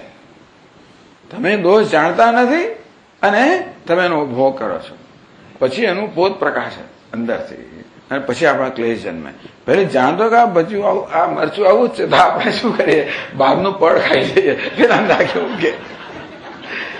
એ આપણે તો એ મરચા વિશ્વાસ મુકતા જ નથી, ભલે ગમે તે કહે તોય પણ આપણે તો એને જુદું કરીને જ ખાઈએ, કારણ કે મરચું એટલે જ મરચું, સ્વભાવ જ છે એનો. પણ છતાં આવું એક વાર તો શું પરવળ આપણે કડવા નીકળ્યા ક્યાં તત્વ તીર્થની અંદર એક વાર પરવળ કડવા નીકળ્યા. એ આશ્ચર્યની વાત છે. પરવળનું શાક બનાવ્યું, કડવું ઝેર જેવો. પરવળ કદાચ જોયા છે? રોજ પરવળ ખાતો આનંદથી ખાતા હોય ને આપણે, પણ દોષ ન જાણે તો ક્લેશનું કારણ બને. તો દુનિયાના ભોગ પણ એમાં અનેક પ્રકારના દોષ રહેલા છે, ન જાણવાને કારણે અનેક પ્રકારનો ક્લેશ જન્માવતા હોય છે. પરિજ્ઞાય ઉપભોક્તો ભોગ ભવતી તુષ્ટે. અંતેથી આ જ્ઞાની પુરુષનો ભોગ છે ને, કોઈ વિષયને ભોગવે એ વિષયની તુષ્ટિનું કારણ બને છે અને ક્લેશનું કારણ બનતો નથી. જેવી રીતે ચોરના દોષને જાણી ગયા પછી એ મિત્રતાનું કારણ બને છે. એ ચોરી નથી કરતા, ક્લેશ જન્મ. એ ન જાણ્યું ને આપણે લીધો સાથે તો પછી આપણે ઊંઘી ગયા બધું ખાલી કરી જાય, ભયંકર ક્લેશ જન્મ આવે. પછી સાધુઓ પણ એવું થતું હોય નહીં કશું, પેલું કમંડો લઈ જાય, એની બધી નાની મોટી વસ્તુ એની માળા લઈ જાય. એ બધું માળા આપણે એ બધી રુદ્રાક્ષ બધા પાસે ના હોય, સાહેબ પેલો એ લઈ જાય. ટૂંકમાં એટલે ક્લેશ જન્મે જો દોષ ન જાણતા હોય તો. ટૂંકમાં પ્રારબ્ધ જે ભોગ લાવતો હોય, આપણે એમ જે પ્રારબ્ધ બિચારે ભોગવવું પડતું હોય એટલે કેવું આપણે કેવું દુઃખ પડતું હોય છે. પ્રારબ્ધ સુખ દુઃખ બંને લાવે, એને માટે ના લાવે. જ્ઞાની પુરુષ મળે પ્રારબ્ધ સુખ જ લાવે, દુઃખ ના લાવે. કેમ ના લાવે? દુઃખ વસ્તુ ક્યારે લાવે? એના દોષ ના જાણતો હોય ત્યારે. આ દોષ જાણે છે માટે દોષી વાળી વસ્તુ પણ સુખ લાવે. એના દોષ જાણી ગયેલા મિત્ર બની ગઈ. આ રીતે આવો જીવન મુક્ત પુરુષના ભોગમાં આ પ્રકારનો આવો વિષય છે. ચાલો આવતીકાલથી આપણે ચર્ચા હવે પૂરી કરશું. ઓમ પૂર્ણમદ પૂર્ણમિદમ પૂર્ણાત પૂર્ણમુદચ્યતે પૂર્ણસ્ય પૂર્ણમાદાય પૂર્ણમેવાવશિષ્યતે. ઓમ શાંતિ શાંતિ શાંતિ. શંકરં શંકરાચાર્યં કેશવં બાદરાયણં सूत्रभाष्यकृतौ वन्दे भगवन्तौ पुनः पुनः. ईश्वरो गुरुरात्मेति मूर्तिभेदविभागिने व्योमवद्व्याप्तदेहाय दक्षिणामूर्तये नमः. ॐ शान्ति शान्ति शान्तिः. हरि ओम. श्री गुरुभ्यो नमः. हरि ओम.